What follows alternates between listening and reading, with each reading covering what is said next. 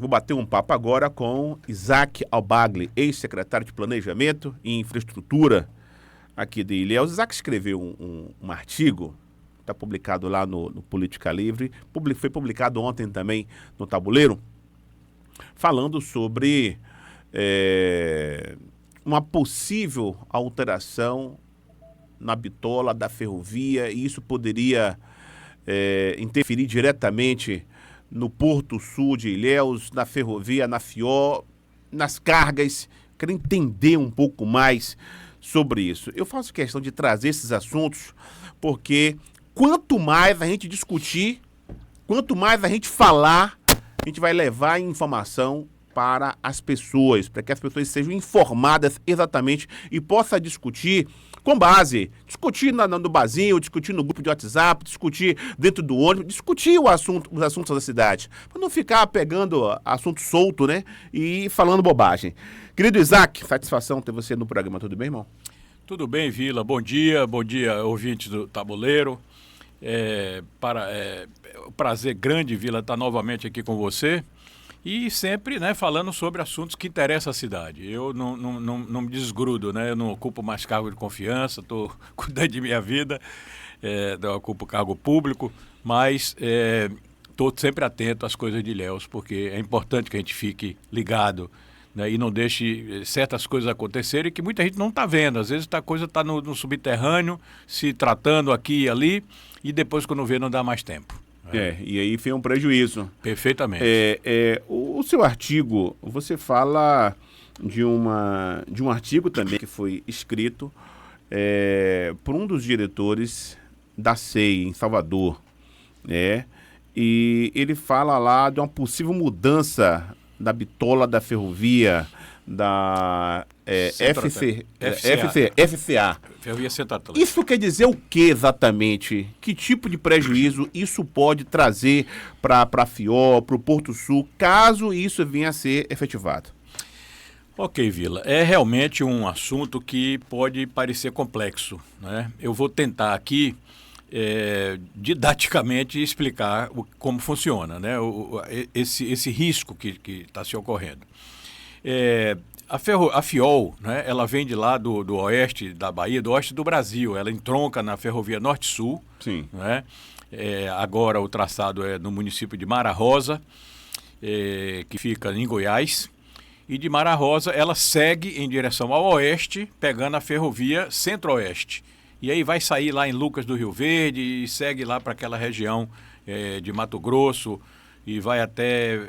O traçado vai até Vilhena, em Rondônia. E falam até no futuro, né? Isso não é coisa para agora, não é coisa talvez para os nossos netos, né? Em seguir até o Oceano Pacífico. Bom, esse traçado formou como se fosse uma cruz, né? Você tem a norte-sul, que pega, né, do sul do país até lá em cima, no Maranhão, e tem a leste-oeste, que é essa, junto com a Centro-Oeste, que faz esse sentido leste-oeste do Brasil todo, né? Uma até a Norte-Sul, que é a nossa, a FIOL, e a outra seguindo adiante. Muito bem, ótimo, então um excelente projeto, todos estão elogiando. O ex-secretário Valdec Ornelas, um homem bastante conhecedor desses assuntos, elogia muito esse projeto, né? E nós temos que ter toda atenção, porque eu não estou aqui dizendo que essa possibilidade de desvio de cargas para Salvador, aí sim, Salvador é que é o risco, não é Vitória do Espírito Santo. Esse desvio de carga pode esvaziar o Porto Sul. Eu não estou dizendo que vai, vamos dizer assim, inviabilizar. Olha, não vai ter mais o porto porque as cargas estão indo para Salvador. Não estou dizendo isso, certo? Eu estou dizendo que pode esvaziar. E aí eu vou explicar melhor depois, né? Mas vamos lá, eu fiz um artigo há 2 meses atrás, exatamente em dezembro, alertando sobre esse risco, dizendo o seguinte: a VLI, que é a concessionária da ferrovia Centro-Atlântica, a Centro-Atlântica é uma outra ferrovia que corta praticamente o Brasil todo. E ela passa, e ela entronca com a nossa ferrovia, vou chamar nossa, né, porque é a FIOL, ela entronca no município de Itanhaçu, que fica perto de Brumado. Certo? Ali está o entroncamento.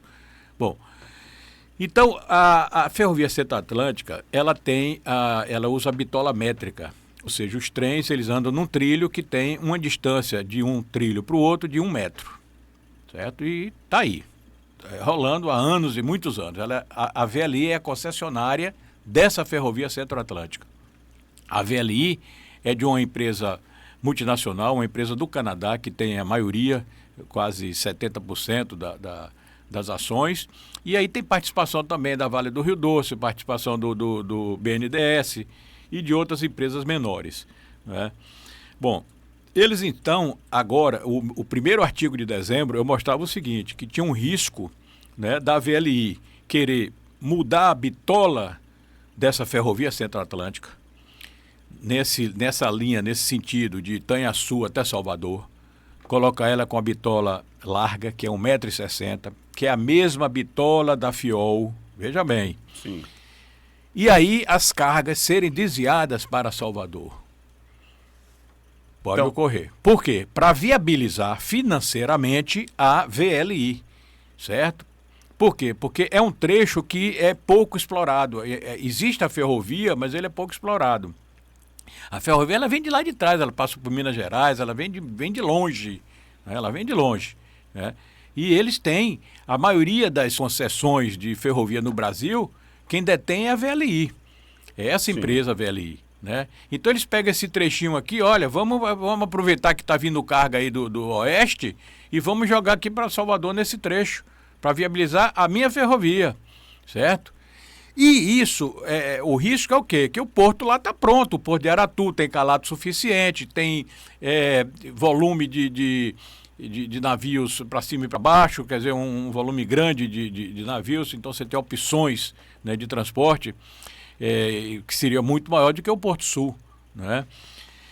Então, o alerta foi dado. E a distância parece que é pequena, 50 a distância quilômetros. Exatamente. Então, se Itanhaçu e Ilhéus, contando em linha reta, não tem essa conta exatamente da ferrovia, que a ferrovia faz umas curvas lá por causa do rio, ele banha mais ou menos o Rio de Contas, né? Ela vem quase junto do Rio de Contas. Mas em linha reta, para Salvador, são apenas 50 quilômetros a mais. Então não é uma distância muito grande. Isso não quer dizer nada. Não quer dizer nada, principalmente para ferrovia, para trem, né? 50 quilômetros tira de letra, né? E lá o porto está pronto. Claro que tem percalço, você tem a ponte Dom Pedro II, lá entre Cachoeira e São Félix, que é uma ponte centenária, que não sei se suportaria trens maiores, talvez tivesse que fazer outra ponte, porque isso aí também não é nada, no final das contas, né? Para quem está investindo bilhões, uma ponte a mais a menos não interfere. Bom, o certo é o seguinte, é que o alerta foi dado 2 meses atrás. Bom, tá lá, toca o barco. Aí agora aparece um artigo de um diretor da SEI. SEI é Superintendência de Estudos Econômicos e Sociais do Governo do Estado, ligado à Secretaria de Planejamento do Estado. Eu achei isso estranho, Isaac, porque o projeto FIOL Porto Sul é um projeto do Estado. Perfeitamente. Esse aí é que está o problema, né? Então, o que me fez eu fazer esse artigo, condenando essa fala, né, essa escrita, esse artigo do doutor Edgar Porto, é justamente porque ele ocupa um cargo no Estado. Um cargo importantíssimo, porque ele é diretor de estudos da SEI. Então, se um diretor de estudos, né, que pensa, que planeja o Estado como um todo, economicamente, já está dando essa opinião de que as cargas da FIOL devem ser interligadas com os portos da região metropolitana de Salvador, os portos da Baía de Todos os Santos.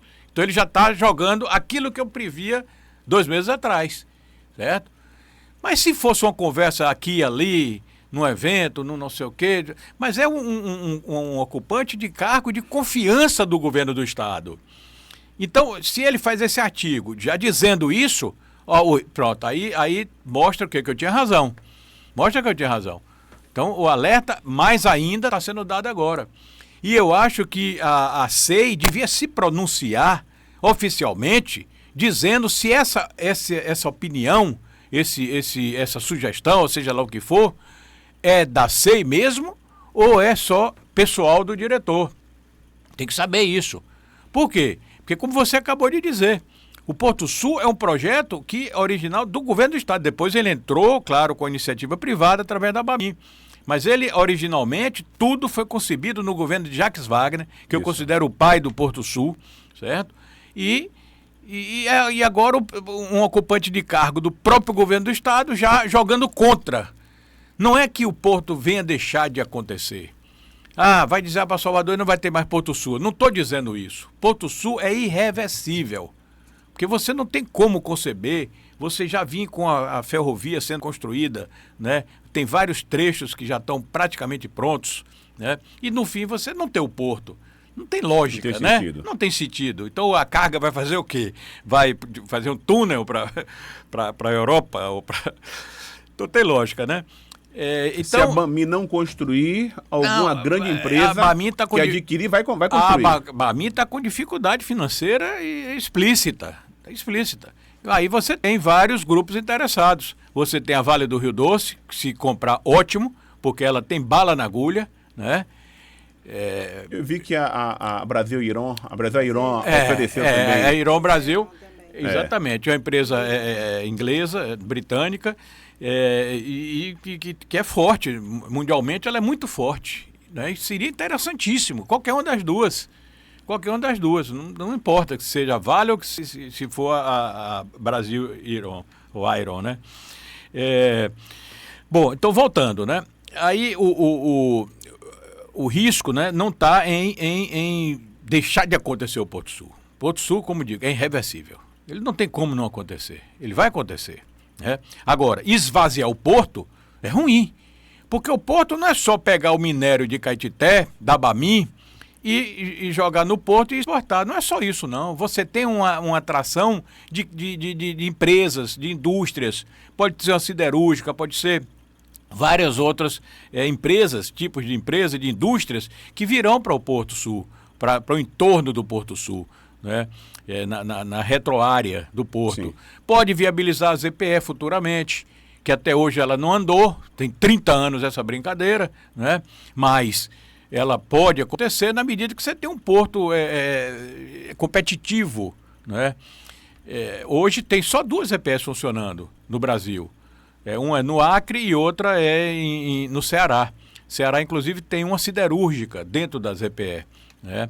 Então não é um projeto que não possa acontecer. Sim. Teve problemas agora, houve um cancelamento da concessão, mas isso está sendo visto, tá certo? E eu acho que retorna, certo, essa concessão, porque tem lógica uma ZPE em Ilhéus, seja quando for. Se é meu neto que vai ver essa ZPE, se é meu bisneto, eu não sei, mas um dia vai acontecer, né? Mas vamos lá. Principalmente com a construção do porto. Principalmente com a construção do porto, que passa a ter um porto, né, competitivo. Sim. Né? Então, Vila, tudo isso aí está ligado, dá certo, a essa preocupação de um funcionário, um ocupante de cargo de confiança já começar a jogar isso na imprensa. Essa situação cria, eu observo que cria benefício apenas para a concessionária. Perfeito. Benefício apenas para a concessionária. Perfeito. O estado da Bahia não perderia economicamente. Claro. A região Cacaueira, sim, perderia. Uma parte do estado, essa região perderia. A região de Salvador ia faturar muito mais. O estado, então, não perderia. A região Cacaueira, sim, e a concessionária seria a maior beneficiária disso. Perfeitamente. A análise está correta. No primeiro artigo que eu fiz, eu digo exatamente isso, né? Como o desvio, vamos chamar, né? O desvio de cargas para Salvador está dentro da Bahia, né? Então a Bahia não perde. Mas quem vai nos defender? Eu ainda botei assim, eu escrevi dessa forma. E aí, quem vai nos defender? Nós temos que estar atentos e tal. Foi o que eu coloquei no outro artigo, né? Então, a VLI, ela viabiliza esse trecho da ferrovia que ela tem hoje, né?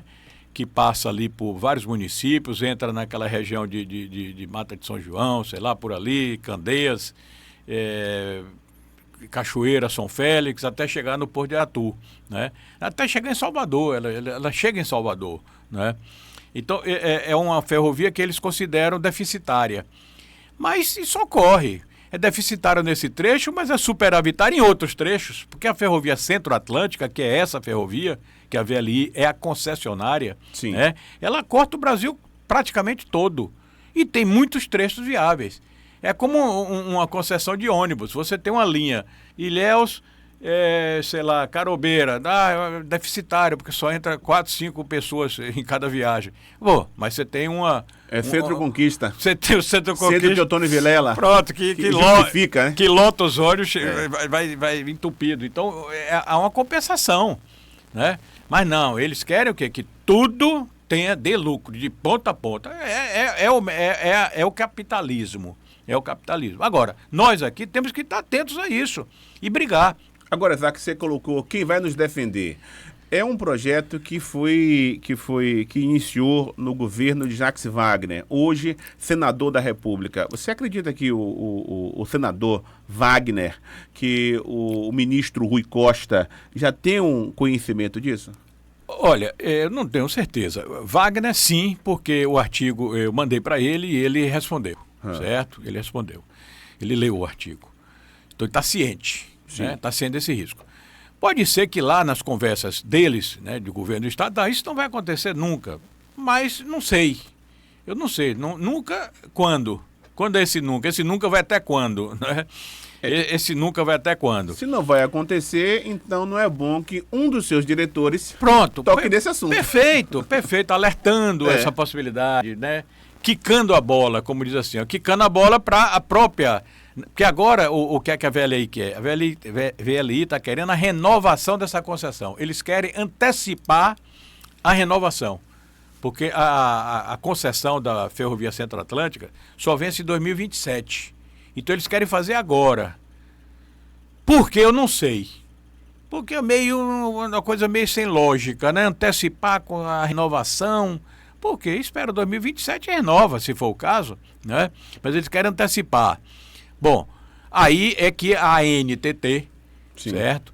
Que é a Agência Nacional de Transportes, ela tem que estar atenta a esse ponto. Ou seja, na hora que ela quer fazer a renovação, e pode ser que ela proponha a mudança de bitola. Aí é que a ANTT tem que estar atenta. E aí o Rui Costa, que é ministro da Casa Civil, que tem todo esse controle, tá certo? Claro que não absoluto, porque a agência ela tem independência, né? Mas ele tem, claro, voz fortíssima lá dentro. Eu diria que depois de Lula, o homem mais forte que tem é Rui Costa, né? Não há dúvida. E também é um dos grandes defensores do Porto Sul, desse projeto, né? E que é um projeto, abrindo aqui um parênteses, você acabou de dizer, né? A Bahia, voltando àquele ponto, a Bahia não perde a carga sendo desviada para Salvador, mas a região cacoeira perde. Então você tem a região metropolitana, houve uma concentração muito grande na região metropolitana. Então tudo aconteceu lá. Polo de Camaçari, polo petroquímico e tudo mais. Então a região metropolitana de Salvador concentra hoje praticamente metade do PIB baiano. Isso eu falo no artigo também. E a região cacoeira ficou para trás. Ela ficou para trás, principalmente depois da vassoura de bruxa, né?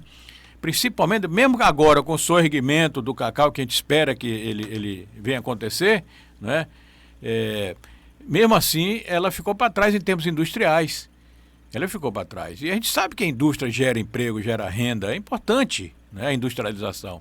O oeste da Bahia escapou porque lá são terras agricultáveis, terras planas, ótimo clima, né? E lá então pegou esse veio aí da agricultura e desenvolveu e foi embora. E está lá um colosso. É um dos melhores locais de agricultura do Brasil. É aquela região que chama Matopiba, que é Maranhão, Tocantins, Piauí e Bahia, né? Naquela região ali. Escapou. Mas a região cacoeira ficou para trás. Então, na hora que surge uma oportunidade ímpar de você mudar esse quadro, aí vem e foi o quê? Foi gestado pelo próprio governo do Estado. Aí vem um ocupante de cargo de confiança do governo do Estado, já colocando uma possibilidade que pode esvaziar o Porto Sul. Agora, Jaque, eu sempre observei que existia um lobby político muito forte para que as cargas operadas pelo Porto de Ilhéus, o nosso Porto de Ilhéus, fossem para Salvador. E a gente observa que agora parece que se repete, né? Pelo menos através do artigo aí do Dr. Edgar Porto. Provavelmente existe um lobby muito forte da logística de Salvador, Porto de Aratu, aquela região, para continuar sendo forte aquela região ali da região metropolitana de Salvador, não? Sem dúvida, isso ocorre mesmo, visivelmente, né? Esse lobby é muito forte. Então não é só a VLI que ganha. Sim. A VLI ganha muito, viabiliza economicamente a ferrovia. Mas a região lá do Porto, de Salvador, dos portos, da Bahia de Todos os Santos, ganham também, muitos operadores ganham muito, não é pouco não. Então claro que eles querem puxar para lá, né? Existe sim esse lobby fortíssimo, não tem dúvida nenhuma. E aí o governo tem que estar atento a isso e não deixar acontecer. Porque senão a gente perde essa grande oportunidade. A oportunidade está aí, está tudo pronto, vamos dizer assim. Pronto, entre aspas, né? Bem encaminhado. Eu sinto, inclusive, falta em Ilhéus de uma secretaria de planejamento. Eu vi que você tem a Secretaria de Indústria, Comércio e Inovação. E nessa secretaria tem um puxadinho lá que é planejamento urbano. Parece que não tem ninguém planejando a cidade de Ilhéus. Porque você não tem uma secretaria de planejamento. É necessário pensar nisso. Sem dúvida, sem dúvida. É importante. Eu acho que no governo de Jabes tinha a Secretaria de Planejamento, né? É importantíssimo. Você foi secretário, o professor Joaquim foi secretário, exato, isso? Vieira, Antônio Vieira, exatamente.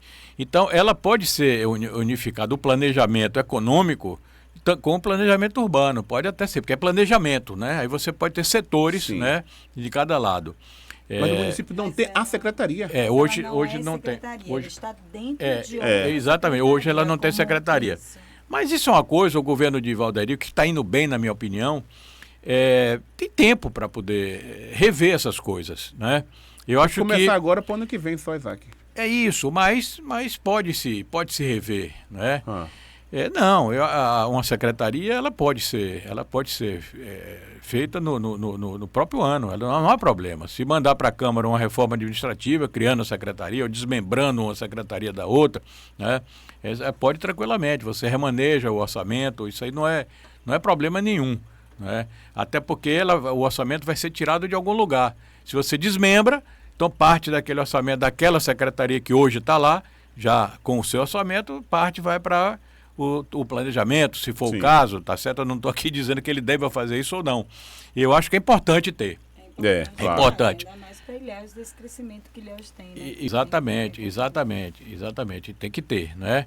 Hoje, a parte urbana, ela é tocada, vamos chamar assim, pelo LOP. É um setor lá de segundo ou terceiro escalão que cuida lá dos projetos e tal, né? Mas não é nada assim pensando macro. E você tem que ter essa coisa, né? Porque o planejamento não é só urbano. Você tem um planejamento econômico. Urbano, econômico, claro. Exatamente. Como é que a cidade vai? Ela vai crescer para onde? Quais são os mecanismos que nós dispomos? E não pode deixar as coisas acontecerem por conta própria, né? Tem que se planejar. Esse é o grande, né? É o grande trunfo de um município que cresce ordenadamente, né? E a gente vê isso acontecer em muitos municípios no Brasil, né? Ilhéus, infelizmente, ela tem um problema sério, que Ilhéus não tem onde expandir. Você vê Vitória da Conquista, se você chega lá, qualquer lado de Vitória da Conquista é plano. Se você rodar a Vitória da Conquista todas as áreas adjacentes são planas. Fácil de você crescer a cidade, de você planejar, inclusive, né? Ilhéus não. Ilhéus você tem, lado leste é o mar, não tem por onde ir, né? Lado oeste você é muito acidentado, Ilhéus de Itabuna, essa região da Ilhéus de Itabuna, muito acidentado, muito morro, né? Lado norte você tem logo o distrito industrial de um lado e o lado da praia são terrenos valorizadíssimos. Você tem fazer loteamentos de alto padrão, de luxo, e que o povo não consegue comprar um lote, né? E o lado sul é a mesma coisa. Aí você tem aquele trechinho ali do Coto, né? Que ali dá para fazer alguma coisa. E aí, eu até abro um parênteses aqui, porque na hora que surgiu um loteamento naquela região do Coto, loteamento popular, certo? Que passou pelo CONDEMA, Conselho de Meio Ambiente, criaram muita dificuldade para aprovar esse loteamento. Acabou sendo aprovado. Sim, que é o Sol e Mar hoje. Não, eu não sei o nome, tá certo? Não sei o nome, não sei de quem é o proprietário. Eu sei que é um loteamento popular que fica em frente aquele conjunto do Minha Casa Minha Vida, só que do outro lado. Ah, já sei. Do lado direito de quem vai. Sim. Né? Perto tem uma área que eles apropriaram lá para Embasa. Né? Então ali fizeram um projeto de loteamento de lotes populares de 125 metros quadrados. Que bom para a cidade, porque isso evita que as invasões de mangue que toda hora a gente vê. O povo não tem para onde construir. E aí você tem um loteamento popular, organizado, e aí é contra, porque por causa de um detalhezinho aqui ali, claro que não pode passar por cima do que tá certo, se ele agrediu o meio ambiente, não pode deixar, ninguém está defendendo isso, eu nunca defendi, eu faço parte do CONDEMA, mas eu fui um defensor de que, olha, tem que aprovar. Já queriam arquivar, já queriam reprovar o projeto. Não, devolve para consertar as coisas que estão provavelmente erradas e tal, conserta e volta, para ver se consegue aprovar, né? Mas isso é um detalhe que a gente acabou desviando um pouco o foco aqui da entrevista. Voltando aqui para essa questão da logística de porto, a gente tem falado bastante aqui da possibilidade da Vale adquirir a Bamin, né? Nós falamos também do Brasília e coisa. Aí da questão da Vale. A Vale já opera pelo Espírito Santo. A distância seria 1.300 quilômetros aproximadamente, né? Me parece. De Itanhaçu lá, Isso, Itanhaçu lá. Aproximadamente 1.300 quilômetros. Então a discussão maior e a preocupação que a gente precisa ter maior não seria com o Espírito Santo, e sim com a mudança da bitola da FCA. Esse é o risco. Para a Vitória, isso aí surgiu, quem lançou essa coisa eu não sei, não importa, foi bem intencionado, né? Foi um alerta também, mas ela não tem muito sentido. A possibilidade disso ocorrer é mínima, porque seria um desvio, né, via a própria ferrovia Centro-Atlântica, Sim. Né, só que no sentido contrário, no sentido sul, né, até chegar numa cidade lá, que eu não sei o nome, parece que é Corinto e tal, que é em Minas Gerais, e aí ela entronca para Vitória. Né? Então esse traçado aí da ferrovia Centro-Atlântica até o porto de Vitória dá 1.300 quilômetros. Então é meio sem lógica você andar 1.300 quilômetros podendo andar 400. Né? Não vejo lógica. Mas evitaria a construção do porto. Evitaria a construção do porto, exatamente. Aí a gente está falando de alguns bilhões de reais. Exatamente. Evitaria a construção. Só que o porto, ele é um porto que faz parte de um projeto do governo do Estado. Né? Então o governo também não deixaria assim isso passar batido. Mas o projeto, Isaac, é do governo do Estado, não é um projeto da iniciativa privada, não é um projeto da Vale. Perfeito. Perfeito. É do governo do Estado. É perfeito. Mas, mesmo assim, eu acho, porque, veja bem, esses transportes é uma coisa de longo prazo. Você não faz um cálculo de curto prazo para 5 anos, 6 anos. Isso é coisa para 30, 40 anos. Então, você passar 30, 40 anos transportando por 1.300 quilômetros, certo? Podendo transportar por 350. A diferença é grande. A diferença é grande. Você está entendendo? Então, não é bem assim. 1.300 é diferente da distância de 50 quilômetros que falamos mais cedo. Exatamente. É diferente. Exatamente. Entendeu? Muda tudo. Muda tudo. Eu não vejo essa possibilidade. Não estou dizendo que é impossível, não. Eu não estou dizendo que é impossível. Eu não sou expert. É isso. Porque quando existem interesses que envolvem o financeiro, né? Tipo, tanto da iniciativa privada como o governo, é esse nosso medo, esses 1.300 vão ficar pequenininhos, entendeu? Se existir, por exemplo, o interesse tanto do governo quanto da iniciativa privada, e isso tiver lucro muito mais para eles do que para a região, é besteira esses 1.300 quilômetros. Mas o Porto entendeu? Sul vai acontecer, porque ele faz parte de um pacote da FIOL. Veja bem, é aquilo. Na hora que a FIOL foi aprovada, disse, pronto, o Porto Sul está seguro. Porque você não pode ver, não tem lógica você vir com a ferrovia de lá de Goiás, não é? Do centro-oeste do Brasil, 1.000 e tantos quilômetros, ou sei lá, 2.000 quilômetros, não lembro aqui agora o traçado todo, e chegar, não ter o porto. E não tem um porto. Não tem lógica. Porto terá. Né? O porto terá. Próximo, mas... Agora pode ser que a dimensão do porto, o porto vai ser somente para minério ou tal. Mas não, ele acaba acontecendo, né? Porque é um porto a mar aberto, você vai ter várias possibilidades de ampliação. Basta fazer quebra-mar e aumentar, ele pode tranquilamente. E o projeto já prevê isso. O projeto do Porto Sul prevê não só o pier de atracação da Bamin, que seria para minério, né, como o pier público para carga geral. Ele prevê isso, que é o grande ganho. O grande ganho é esse. Isso está na concessão. Quando foi feita a concessão para a Bamin, isso aí entrou no pacote. Porque senão eu vou fazer só o meu porto aqui, só vai exportar minério. Não interessa ao Estado isso? Sim, interessa, mas não muito. O que interessa ao Estado mesmo é o porto público, aonde as cargas gerais poderão ser exportadas, ou entrar ou sair, né?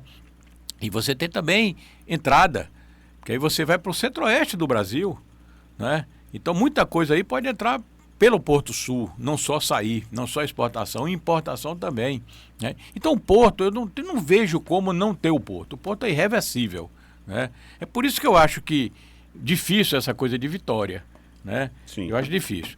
Agora, desviar parte dessa carga, né, do Porto Sul para Salvador, se essa coisa de mudança de bitola acontecer e se o governo do estado fraquejar, que eu não acredito que fraqueje, que eu acho que Rui é uma pessoa de pulso, né? E ele está atento certamente a isso, né? E o próprio Jacques Wagner também tem seu estilo diferente do de Rui, mas é um líder inconteste, né? E está muito atento às coisas da Bahia, evidente que não podia ser diferente. Eu acho que não vai deixar isso acontecer.